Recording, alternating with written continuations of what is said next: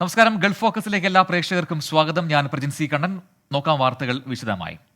ഗസയിൽ Israel Hamas ഏറ്റുമുട്ടൽ അതിരൂക്ഷമായി തുടരുകയാണ്. വെടിനിർത്തൽ പ്രഖ്യാപിക്കണമെന്ന പ്രമേയം UN രക്ഷാസമിതിയിൽ വോട്ടിനിടുന്നത് വീണ്ടും നീട്ടിവച്ചു. ഗസയിൽ യുദ്ധം അവസാനിപ്പിക്കാൻ അടിയന്തര ശ്രമം നടത്തുകയാണെന്ന് അമേരിക്ക അറിയിച്ചു. സംഘർഷഭൂമിയായ ഗസയിൽ കോൺവോയ്ക്കൊപ്പം നീങ്ങുന്ന മലയാളി ഡോക്ടർ S. സന്തോഷ് കുമാർ ഗസയിലെ അവസ്ഥ വിവരിക്കുന്നു. UN മെഡിക്കൽ ടീമിന്റെ മെഡിക്കൽ ഡോക്ടറായാണ് കോൺവോയ്ക്കൊപ്പം സന്തോഷ് കുമാർ നീങ്ങുന്നത്. ആശുപത്രികളുടെ പ്രവർത്തനം നിലച്ച ഗസയിൽ ആശുപത്രി തുടങ്ങാനായി സംഘം പള്ളിക്ക് സമീപം ഒരു കെട്ടിടം കണ്ടെത്തി. എന്നാൽ അതിനു സമീപം ബോംബാക്രമണമുണ്ടായതോടെ ശ്രമം വിഫലമായി. കുട്ടികളടക്കം നിരവധി പേർ ഇന്നലെയുണ്ടായ ആക്രമണത്തിൽ കൊല്ലപ്പെട്ടു. പരിക്കേറ്റവരെ ചികിത്സിക്കാൻ സംവിധാനമില്ല. കെട്ടിടത്തിന് സമീപമുള്ള 6 സ്കൂളുകളിലായി നിലവിൽ 10,000-ങ്ങളാണ് ക്യാമ്പ് ചെയ്യുന്നത്. വഴിയിൽ ഏകദേശം 20 കിലോമീറ്ററോളം തന്നെ നിർത്തിയിട്ടിരിക്കുന്ന വാഹനങ്ങളാണ് കാണുന്നത്, ലോറികൾ. അതായത് ഈ ഗാസയിലേക്കുള്ള വെള്ളം, ഭക്ഷണം, മറ്റത്യാവശ്യ സാധനങ്ങൾ, മരുന്നുകൾ, അങ്ങനെ തുടങ്ങിയിട്ടുള്ള എല്ലാ കാര്യങ്ങളും വഴിയിൽ ഇങ്ങനെ ഏകദേശം 400 മുതൽ 500 ട്രക്കുകളിൽ ഇങ്ങനെ കെട്ടിക്കിടപ്പാണ് ഉള്ളത്. വഴിനീളെ ഗസയിലേക്കുള്ള ഭക്ഷണവും വെള്ളവും മറ്റവശ്യവസ്തുക്കളുമായുള്ള വാഹനങ്ങളുടെ നീണ്ട ക്യൂ ആണ്. അവശ്യവസ്തുക്കൾ ഗസയിലേക്ക് ഇസ്രായേൽ കടത്തിവിടുന്നില്ല. യുദ്ധത്തിൽ തകർന്ന വൈദ്യുതി ബന്ധം ഇതുവരെ പുനഃസ്ഥാപിച്ചിട്ടില്ല. ഭക്ഷണത്തിനും വെള്ളത്തിനും കടുത്ത ക്ഷാമം. ഒഴിഞ്ഞ കടമുറികളാണ് എല്ലായിടത്തും. UN അധികൃതർ വിതരണം ചെയ്യുന്ന അരിയും ഗോതമ്പും മാത്രമാണ് സംഘർഷബാധിത പ്രദേശത്തെ ജനങ്ങളുടെ ആശ്രയം. ശുദ്ധജലമില്ലാത്തതിനാൽ ടൈഫോയിഡ്, കോളറ തുടങ്ങി ജലജന്യ രോഗങ്ങൾ പടരുന്നു. ഖാൻ യൂനിസിൽ ആക്രമണം നടക്കുന്നതിനാൽ റഫയിലേക്കുള്ള ജനങ്ങളുടെ കൂട്ടപ്പലായനം തുടരുകയാണ്. 16 കിലോമീറ്റർ ചുറ്റളവിൽ 2 മില്യണിലധികം ജനങ്ങളാണ് ടെന്റുകളിൽ കഴിയുന്നത്. News desk 24. ചെക്ക് റിപ്പബ്ലിക്കിലെ പ്രാഗിൽ ചാൾസ് സർവകലാശാലയിലുണ്ടായ വെടിവെപ്പിൽ 15 പേർക്ക് ദാരുണാന്ത്യം. 11 പേർക്ക് ഗുരുതരമായി പരിക്കേറ്റു. അക്രമിയെ സുരക്ഷാ ഉദ്യോഗസ്ഥർ വെടിവെച്ച് വീഴ്ത്തി. യൂണിവേഴ്സിറ്റിയിലെ വിദ്യാർത്ഥിയായ 24-കാരനാണ് ആക്രമണം നടത്തിയതെന്ന് പോലീസ് അറിയിച്ചു. സർവകലാശാലയിലെ ഫിലോസഫിക്കൽ ഡിപ്പാർട്ട്മെന്റിലാണ് ആക്രമണം ഉണ്ടായത്. ഡിപ്പാർട്ട്മെന്റ് പൂർണ്ണമായി ഒഴിപ്പിച്ച് സീൽ ചെയ്തു. ചെക്ക് റിപ്പബ്ലിക്കൻ സമയം പകൽ 3 മണിക്കാണ് ആക്രമണം ഉണ്ടായത്. കുവൈറ്റ് മുൻ അമീർ ഷെയ്ഖ് നവാഫ് അൽ അഹമ്മദ് അൽ ജാബിർ അൽ സബാഹിന്റെ നിര്യാണത്തിൽ ഇന്ത്യൻ സ്ഥാനപതി ആദർശ് സോയ്ക്ക അനുശോചനം രേഖപ്പെടുത്തി. ഇന്ത്യ കുവൈറ്റ് സൗഹൃദം കൂടുതൽ മേഖലകളിലേക്ക് വ്യാപിക്കുന്നതിൽ ഷെയ്ഖ് നവാഫിന്റെ പങ്ക് നിർണായകമായിരുന്നുവെന്നും അറബ് മേഖലയിലെ അടുത്ത സുഹൃത്തിനെയാണ് ഇന്ത്യക്ക് നഷ്ടമായിരിക്കുന്നതെന്നും സ്ഥാനപതി പറഞ്ഞു. നിലമ്പൂർ സ്വദേശിയെ സൗദിയിലെ ഹായിൽ മരിച്ച നിലയിൽ കണ്ടെത്തി. നിലമ്പൂർ എടക്കര കുന്നുമ്മൽ പൊട്ടി സ്വദേശി മാനു മമ്മു ആണ് മരിച്ചത്. 43 വയസ്സായിരുന്നു. ഹായിലെ വിശ്രമ കേന്ദ്രത്തിൽ 2 വർഷമായി ജോലി ചെയ്തു വരികയായിരുന്നു. നടപടിക്രമങ്ങൾ പൂർത്തിയാക്കി മൃതദേഹം ഹായിൽ ഖബറടക്കുമെന്ന് ഹായിൽ KMCC വെൽഫെയർ വിഭാഗം അറിയിച്ചു. കുവൈറ്റിൽ മലയാളിയെ താമസ സ്ഥലത്ത് മരിച്ച നിലയിൽ കണ്ടെത്തി. ആലപ്പുഴ സ്വദേശി കണ്ണിട്ടായിൽ സുരേഷാണ് മരിച്ചത്. 50 വയസ്സായിരുന്നു. എൻകോ എഞ്ചിനീയറിംഗ് കമ്പനി ജീവനക്കാരനാണ്. മൃതദേഹം നാട്ടിലേക്ക് കൊണ്ടുപോകുന്നതിനുള്ള നടപടിക്രമങ്ങൾ പൂർത്തീകരിച്ചതായി കലാ കുവൈറ്റ് ഭാരവാഹികൾ അറിയിച്ചു. ഇന്നലെ നടന്ന യൂത്ത് കോൺഗ്രസ് സെക്രട്ടേറിയറ്റ് മാർച്ചിനെ ചൊല്ലി ഭരണ പ്രതിപക്ഷ വാക്പോര് തുടരുന്നു. നാട്ടിൽ കലാപമുണ്ടാക്കാനുള്ള നീക്കമാണ് പ്രതിപക്ഷത്തിന്റേതെന്ന് മുഖ്യമന്ത്രി പിണറായി വിജയൻ ആരോപിച്ചു. അടിച്ചാൽ തിരിച്ചടിക്കുമെന്ന മുന്നറിയിപ്പ് പ്രതിപക്ഷ നേതാവ് VD സതീശൻ ആവർത്തിച്ചു. യൂത്ത് കോൺഗ്രസ് ഇന്നലെ നടത്തിയ സെക്രട്ടേറിയറ്റ് മാർച്ചിനെ ഒരേ സ്വരത്തിൽ തള്ളി മുഖ്യമന്ത്രിയും മന്ത്രിമാരും രംഗത്തെത്തി. കേരളത്തിന്റെ സമാധാനപൂർവ്വമായ അന്തരീക്ഷം തകർക്കാനുള്ള ശ്രമമെന്നായിരുന്നു മുഖ്യമന്ത്രിയുടെ വിമർശനം. ഉദ്ദേശം നാടിൻ്റെ സമാധാനപരമായ അന്തരീക്ഷം തകർക്കാനുള്ള ശ്രമം തുടരുമെന്നുള്ളത് തന്നെയാണ്. പ്രതിപക്ഷ നേതാവ് തന്നെ കലാപാഹ്വാനം നടത്തുകയാണല്ലോ. അടിക്കുമെന്ന് ആവർത്തിച്ച് പറയുന്ന നിലയാണല്ലോ ഇന്നലെ കണ്ടത്. പ്രതിപക്ഷ നേതാവിനെ ലക്ഷ്യം വെച്ചായിരുന്നു മന്ത്രിമാരുടെ പ്രതികരണം. പ്രതിപക്ഷം നടത്തിയത് യുദ്ധത്തിനുള്ള ആഹ്വാനമെന്ന് മന്ത്രിമാർ ആരോപിച്ചു. VD സതീശൻ വെറും ഡയലോഗ് സതീശനായി മാറിയെന്ന് മന്ത്രി PA മുഹമ്മദ് റിയാസിന്റെ പരിഹാസം. മാന്യത തൊട്ട് തീണ്ടാത്ത പ്രസ്താവനകളാണ്. വെറും ഡയലോഗ് സതീശനായി VD സതീശൻ മാറുന്നു എന്നുള്ളതാണ് പ്രശ്നം. ആ പോസ്റ്റിൽ ഇരുന്നു കൊണ്ട് പാലിക്കേണ്ട മര്യാദ പാലിക്കുന്നില്ല എന്നുള്ളതാണ്. കലാപത്തിന് നേരിട്ട് ആഹ്വാനം ചെയ്യുന്നു. പ്രവർത്തകർക്കെതിരെ ഇല്ലാത്ത കേസെടുത്താൽ അവർക്കൊപ്പം താനും ജയിലിൽ പോകുമെന്ന് പ്രതിപക്ഷ നേതാവ് VD സതീശൻ. KSUകാരെയും യൂത്ത് കോൺഗ്രസ്സുകാരെയും അടിച്ചാൽ ആരും ചോദിക്കില്ല എന്നാണ് ധാരണയെങ്കിൽ ആ ധാരണ തെറ്റാണ്. ഇനി അടിച്ചാൽ ഞങ്ങൾ തിരിച്ചടിക്കുക തന്നെ ചെയ്യും, ഒരു സംശയമില്ല. ഞാൻ എൻ്റെ കുട്ടികളെ ജയിലിൽ പോവുകയാണെങ്കിൽ ആ കുട്ടികളുടെ കൂടെ പോയി ഞാൻ ജയിലിൽ പോയി കിടക്കും. എനിക്ക് ഒരു ഭീതിയില്ല. പ്രതിഷേധക്കാർക്കെതിരായ ആക്രമണങ്ങൾക്ക് പിന്നിൽ മുഖ്യമന്ത്രിയാണെന്ന് കോൺഗ്രസ് നേതാവ് രമേശ് ചെന്നിത്തല ആരോപിച്ചു. അതിനിടെ പ്രതിപക്ഷ നേതാവിനെ രൂക്ഷമായി വിമർശിച്ച് BJP സംസ്ഥാന അധ്യക്ഷൻ കെ സുരേന്ദ്രനും രംഗത്തെത്തി. VD സതീശൻ ചപ്പടാച്ചി നേതാവാണെന്ന് കെ സുരേന്ദ്രൻ പറഞ്ഞു. 24 തിരുവനന്തപുരം. അയവില്ലാതെ ഗവർണറും സർക്കാരും.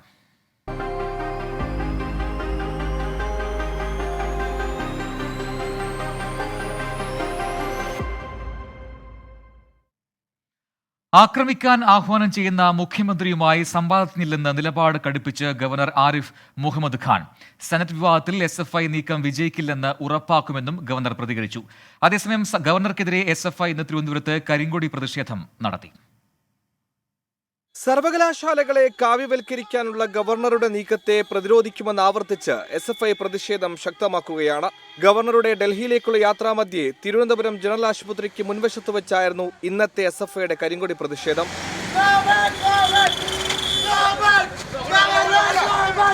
വിമാനത്താവളത്തിലെത്തിയ ഗവർണർ മുഖ്യമന്ത്രിക്കെതിരെ ആഞ്ഞടിച്ചു.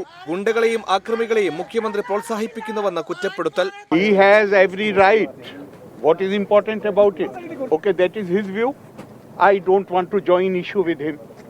Man who is promoting the kind of violence and he's hiring gundas to attack my car. SFI പ്രവർത്തകർക്ക് സെനറ്റ് അംഗങ്ങളെ തടയാൻ എന്ത് അധികാരമെന്നും ഗവർണർ ചോദിച്ചു. Who were they? They were sent by him or by somebody else. With such a person, I don't want to join any issue. I don't want to reply to anything whatever he says.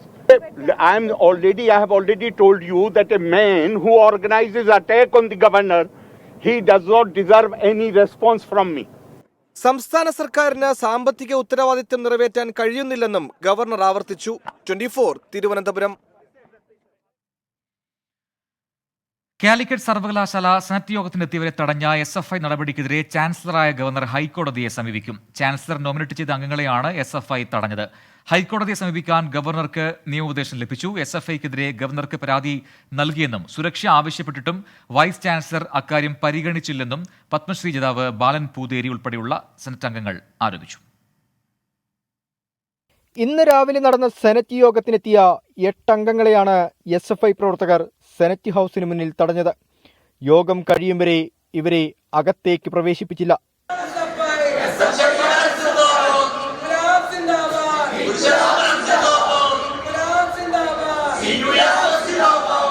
കഴിഞ്ഞ ദിവസം സുരക്ഷ ആവശ്യപ്പെട്ടിട്ടും vice chancellor doctor MK Jayaraj അക്കാര്യം അവഗണിച്ചെന്ന് senate അംഗങ്ങൾ. ഏറ്റവും അത്ഭുതകരം അല്ലെങ്കിൽ ഞെട്ടിപ്പിക്കുന്നതായിട്ട് തോന്നിയത് കാലിക്കറ്റ് യൂണിവേഴ്സിറ്റിയുടെ സ്വന്തം സുരക്ഷാ ഉദ്യോഗസ്ഥരും അതുപോലെ തന്നെ കേരള പോലീസും സ്ഥലത്തുണ്ടായിരുന്നിട്ടും മറ്റു ചിലരാണ് സെനറ്റ് ഹൗസിലേക്കുള്ള പ്രവേശനം നിയന്ത്രിച്ചിരുന്നത് എന്ന് വളരെയധികം ഞെട്ടിക്കുന്ന കാര്യമായിരുന്നു. കടുത്ത ജനാധിപത്യ നിഷേധവും പൗരാവകാശ ലംഘനവുമാണ് സർവകലാശാലയിലുണ്ടായതെന്ന് കേന്ദ്രമന്ത്രി V മുരളീധരൻ പ്രതികരിച്ചു. ഈ തരത്തിലുള്ള ക്രിമിനലുകളെ സർവകലാശാലകളുടെ നിയന്ത്രണം ക്രിമിനലുകളെ ഏൽപ്പിച്ചു കൊടുക്കുന്ന മാർക്സിസ്റ്റ് പാർട്ടിയുടെ നിലപാടിനെതിരായിട്ട് കേരളത്തിലെ ജനാധിപത്യ വിശ്വാസികൾ ശബ്ദമുയർത്തും.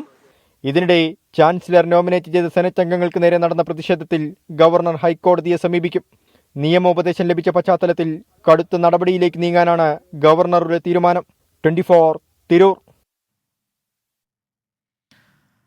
ഗവർണർ ആരിഫ് മുഹമ്മദ് ഖാൻ സുരക്ഷാ നിർദ്ദേശങ്ങൾ പാലിക്കാതെ ക്രമസമാധാന പ്രശ്നം ഉണ്ടാക്കുന്നുവെന്ന് ചൂണ്ടിക്കാട്ടി മുഖ്യമന്ത്രി രാഷ്ട്രപതിക്ക് കത്തയച്ചു. കോഴിക്കോട് മിഠായി തെരുവിലെ ഗവർണറുടെ അപ്രഖ്യാപിത സന്ദർശനം ഉൾപ്പെടെ കത്തിൽ പരാമർശിക്കുന്നുണ്ട്. നിവൃത്തികേട് കൊണ്ടാണ് ഇക്കാര്യം ശ്രദ്ധയിൽപ്പെടുത്തുന്നതെന്നും കത്തിൽ പറയുന്നു. 24 എക്സ്ക്ലൂസീവ്. ഏറെക്കാലമായി തുടരുന്ന ഗവർണർ സർക്കാർ പോര് പുതിയ തലത്തിലേക്ക് കടന്നിരിക്കുകയാണ്. കോഴിക്കോട് മിഠായി തെരുവിൽ ആരിഫ് മുഹമ്മദ് ഖാന്റെ സന്ദർശനത്തിലെ പ്രോട്ടോകോൾ ലംഘനങ്ങൾ വിശദമായി പരാമർശിച്ചാണ് മുഖ്യമന്ത്രി രാഷ്ട്രപതിക്ക് കത്തയച്ചത്. ഗവർണർ സുരക്ഷാ നിയന്ത്രണങ്ങൾ ആവർത്തിച്ച് ലംഘിക്കുന്നത് കേരളത്തിൽ ക്രമസമാധാന പ്രശ്നങ്ങൾ ഉണ്ടാക്കുന്നതായും കത്തിൽ ആരോപിക്കുന്നു എന്നാണ് വിവരം. എന്നാൽ മുഖ്യമന്ത്രി രാഷ്ട്രപതിക്ക് കത്തയച്ച കാര്യം ഔദ്യോഗികമായി സർക്കാർ സ്ഥിരീകരിക്കുന്നില്ല. കേരളത്തിന്റെ സമാധാനാന്തരീക്ഷം തകർക്കുന്നവരുടെ കൂട്ടത്തിലാണ് ഗവർണർ ആരിഫ് മുഹമ്മദ് ഖാൻ എന്ന വിമർശനം മുഖ്യമന്ത്രി പിണറായി വിജയൻ നവകേരള സദസ്സിൽ ആവർത്തിച്ചു. കേരളത്തിന്റെ സമാധാനപരമായ അന്തരീക്ഷം തകർക്കണം എന്ന് ആഗ്രഹിക്കുന്ന കൂട്ടത്തിൽ ഗവർണർ ഉൾപ്പെട്ടിരിക്കുന്നുവെന്ന് നേരത്തെ തന്നെയുള്ള അദ്ദേഹത്തിൻ്റെ ചെയ്തികൾ വ്യക്തമാകുന്നുണ്ട്. പ്രകോപനം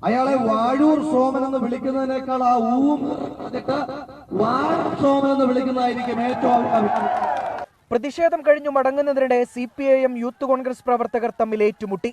പോലീസ് ലാത്തി വീശി.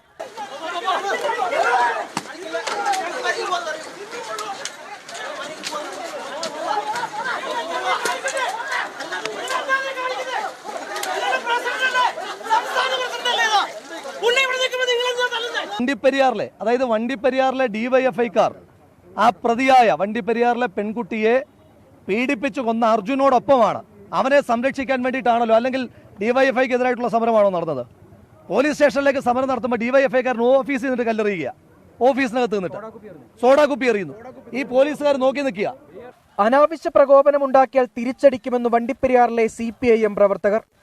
CPMന്റെ നേതാക്കൾ അല്ലെങ്കിൽ CPMന് ഭരണമില്ലെങ്കിലും ഞങ്ങൾ ഇതുപോലുള്ള ഈ രാഷ്ട്രീയ ഇടപെടൽ നടത്തും. നിന്നെയെല്ലാം അന്നും കാണേണ്ടി വരും. അതുകൊണ്ട് പ്രിയമുള്ള സഖാക്കളെ, ഈ പ്രതിഷേധം ഇനിയും നമ്മൾ കരുതിക്കൂട്ടിയിരിക്കേണ്ടതുണ്ട്. അതേസമയം 6 വയസ്സുകാരിയെ പീഡിപ്പിച്ചു കൊലപ്പെടുത്തിയത് അർജുൻ തന്നെയെന്ന് പെൺകുട്ടിയുടെ സഹോദരൻ ആവർത്തിച്ചു. അർജുൻ പറയുന്നത് മുഴുവൻ കള്ളമാണെന്നും പല കാര്യങ്ങളും പോലീസിനോട് പറയരുതെന്ന് തന്നോട് ആവശ്യപ്പെട്ടെന്നും സഹോദരൻ പറഞ്ഞു. 24 ഇടുക്കി. കണ്ണു നിറഞ്ഞ താരങ്ങൾ.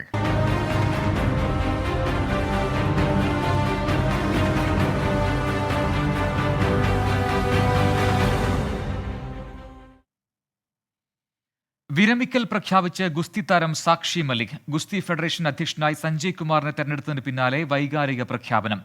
ബ്രിജ്ഭൂഷന്റെ അനുയായിയാണ് സഞ്ജയ് കുമാർ എന്ന് സാക്ഷി മലിക് ആരോപിച്ചു. പരാതി നൽകിയ താരങ്ങൾക്ക് നീതി ലഭിക്കുമെന്ന് പ്രതീക്ഷിക്കുന്നില്ലെന്ന് ബജ്രംഗ് പൂനിയ പറഞ്ഞു.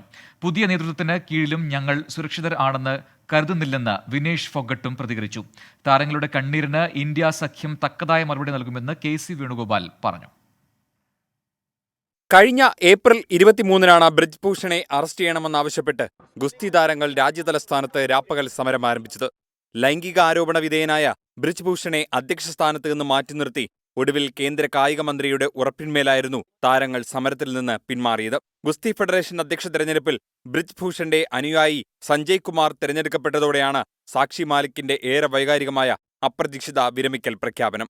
अगर प्रेसिडेंट ब्रिजभूषण जैसे आदमी जैसा ही रहता है, उसका बिल्कुल सहयोगी है, उसका बिजनेस पार्टनर है, वो अगर इस फेडरेशन में रहेगा तो मैं अपनी कुश्ती को त्यागती हूँ और मैं आज के बाद कभी भी आपको वहाँ नहीं दिखूंगा. കാലിൽ ധരിച്ചിരുന്ന ബൂട്ടെടുത്ത് മാധ്യമങ്ങൾക്ക് മുന്നിൽ വെച്ചു. കേന്ദ്ര കായിക മന്ത്രി നൽകിയ വാഗ്ദാനങ്ങൾ പാലിച്ചില്ലെന്ന് താരങ്ങൾ ആവർത്തിച്ചു. बड़े दुख के साथ कहना पड़ रहा है ये आज कि हमारी बेटियों को न्याय, मुझे नहीं लगता कि 1-2 पीढ़ी के जो अब आने वाली पीढ़ी है उनको भी लड़ाई लड़नी पड़ेगी, जब भी न्याय हो सकता है. ब्रजभूषण का राइट हैंड है, उसके बेटे से भी ज़्यादा खास है. उसको प्रेसिडेंट में आना मतलब आने वाली लड़कियों का जो भविष्य है उनको फिर से शोषण का शिकार होना पड़ेगा और जो चीज़ें पर्दे के पीछे होती आई हैं वो खुले में होगा. ലൈംഗിക അതിക്രമ കേസിലെ കുറ്റവാളി അടുപ്പക്കാരെ വെച്ച് ഫെഡറേഷനിൽ തുടരുന്നുവെന്ന് KC വേണുഗോപാൽ വിമർശിച്ചു. കേന്ദ്ര അവഗണനയിൽ നീതിക്കായുള്ള പോരാട്ടം തുടരുമെന്ന മുന്നറിയിപ്പും ഗുസ്തി താരങ്ങൾ നൽകി. 24 ഡൽഹി. ദേശീയ ഗുസ്തി ഫെഡറേഷൻ മുൻ അധ്യക്ഷൻ ബ്രിജ്ഭൂഷൺ ശരൺ സിംഗിനെതിരെ ലൈംഗികാരോപണം ഉന്നയിച്ച് ഗുസ്തി താരങ്ങൾ ആദ്യമായി രംഗത്തെത്തിയത് ഈ വർഷം ജനുവരിയിലായിരുന്നു. വർഷങ്ങളായി ബ്രിജ്ഭൂഷൺ പീഡിപ്പിക്കുകയാണെന്നും അധ്യക്ഷ സ്ഥാനത്ത് നിന്നും നീക്കണമെന്നുമായിരുന്നു താരങ്ങളുടെ ആവശ്യം. അന്തർദേശീയ തലത്തിൽ വരെ ചർച്ചയായ സമരത്തിന്റെ നാൾ വഴികളിലേക്ക്. രാജ്യത്തെ കായിക ചരിത്രത്തിൽ മുൻപെങ്ങും കേട്ടുകേൾവിയില്ലാത്ത സമര പോരാട്ടങ്ങൾക്കാണ് ഗുസ്തി താരങ്ങളുടെ പ്രതിഷേധം വഴിവെച്ചത്. ഗുസ്തി ഫെഡറേഷനൊപ്പം കേന്ദ്ര സർക്കാരിനെയും സമരം സമ്മർദ്ദത്തിലാക്കി. വർഷങ്ങളായി ബ്രിജ്ഭൂഷൺ പീഡിപ്പിക്കുന്നുവെന്നും അധ്യക്ഷ സ്ഥാനത്ത് നിന്ന് നീക്കണമെന്നുമുള്ള പരാതിയുടെ അടിസ്ഥാനത്തിൽ കേന്ദ്ര കായിക മന്ത്രാലയം വിശദീകരണം തേടി. തുടർന്ന് കേന്ദ്ര കായിക മന്ത്രി അനുരാഗ് ഠാക്കൂറുമായി ഗുസ്തി താരങ്ങൾ കൂടിക്കാഴ്ച നടത്തിയെങ്കിലും പരിഹാരമായില്ല. കഴിഞ്ഞ ജനുവരി 20-ന് മേരി കോമിന്റെ കീഴിൽ 7-അംഗ സമിതി രൂപീകരിച്ചു. പിന്നാലെ അന്വേഷണം നടത്തുമെന്ന അനുരാഗ് ഠാക്കൂറിന്റെ ഉറപ്പിന്മേൽ ഗുസ്തി താരങ്ങൾ പ്രതിഷേധം അവസാനിപ്പിച്ചു. എന്നാൽ തൊട്ടുപിന്നാലെ ആരോപണം നിഷേധിച്ച് ഗുസ്തി ഫെഡറേഷൻ രംഗത്തെത്തി. 7-അംഗ സമിതിയുടെ അന്വേഷണത്തിന്റെ അടിസ്ഥാനത്തിൽ ഫെഡറേഷൻ അസിസ്റ്റന്റ് സെക്രട്ടറി വിനോദ് തോമസിനെ സസ്പെൻഡ് ചെയ്തു. ഏപ്രിൽ 16-ന് ഫെഡറേഷനിൽ തെരഞ്ഞെടുപ്പ് പ്രഖ്യാപിച്ചതിന് പിന്നാലെ മത്സരത്തിനില്ലെന്ന് ബ്രിജ്ഭൂഷൺ അറിയിച്ചു. ഇതിനു പിന്നാലെ പ്രായപൂർത്തിയാകാത്ത താരം ഉൾപ്പെടെ 7 പേർ ബ്രിജ്ഭൂഷണെതിരെ പോലീസിൽ പരാതി നൽകിയെങ്കിലും എഫ്ഐആർ രജിസ്റ്റർ ചെയ്തിട്ടില്ലെന്ന് ആരോപണമുയർന്നു. ഗുസ്തി താരങ്ങളായ ബജ്രംഗ് പൂനിയ, വിനേഷ് ഫോഗട്ട്, സാക്ഷി മാലിക് തുടങ്ങിയവർ ജന്തർ മന്ദറിൽ പ്രതിഷേധിച്ചു. ബ്രിജ്ഭൂഷണെതിരെ എഫ്ഐആർ രജിസ്റ്റർ ചെയ്യണമെന്നാവശ്യപ്പെട്ട് ഗുസ്തി താരങ്ങൾ തൊട്ടടുത്ത ദിവസം തന്നെ സുപ്രീംകോടതിയെ സമീപിച്ചു. വിഷയം സുപ്രീംകോടതിയിലെത്തിയതോടെ ഒളിമ്പിക് കമ്മിറ്റി അന്വേഷണത്തിന് സമിതിയെ രൂപീകരിച്ചു. ഏപ്രിൽ അവസാനത്തോടെ സമരത്തിന് പിന്തുണയറിയിച്ച് കോൺഗ്രസ് നേതാവ് പ്രിയങ്ക ഗാന്ധി അടക്കമുള്ള ദേശീയ നേതാക്കൾ രംഗത്തെത്തി. സമരപ്പന്തലിലെത്തിയ പി.ടി. ഉഷയ്ക്കെതിരെ ശക്തമായ പ്രതിഷേധമാണ് താരങ്ങൾ ഉയർത്തിയത്. പുതിയ പാർലമെന്റ് ഉദ്ഘാടന ദിവസം ഇന്ത്യ ഗേറ്റിലേക്ക് മാർച്ച് നടത്തിയ താരങ്ങളെ പോലീസ് അറസ്റ്റ് ചെയ്ത് നീക്കി. മെയ് 30-ന് രാജ്യത്തിനായി മത്സരിച്ച് നേടിയ മെഡലുകൾ ഗംഗയിലൊഴുക്കി പ്രതിഷേധിക്കാൻ താരങ്ങൾ തീരുമാനിച്ചെങ്കിലും ആരോപണ വിധേയനായ ബ്രിജ്ഭൂഷണെ അധ്യക്ഷ സ്ഥാനത്ത് നിന്ന് മാറ്റി നിർത്തുമെന്ന ഉറപ്പിന്മേൽ സമരം അവസാനിപ്പിക്കുകയായിരുന്നു. എന്നാൽ 8 മാസത്തിനു ശേഷം നടന്ന അധ്യക്ഷ തെരഞ്ഞെടുപ്പിലും നീതി ലഭിച്ചിട്ടില്ലെന്ന് കണ്ണീരോടെ പറഞ്ഞാണ് ഇതിഹാസതുല്യമായ കരിയർ ഗുസ്തി താരം സാക്ഷി മാലിക് അവസാനിപ്പിക്കുന്നത്. Research desk 24. ബുള്ളറ്റിൻ പൂർത്തിയാവുന്നു. Good night.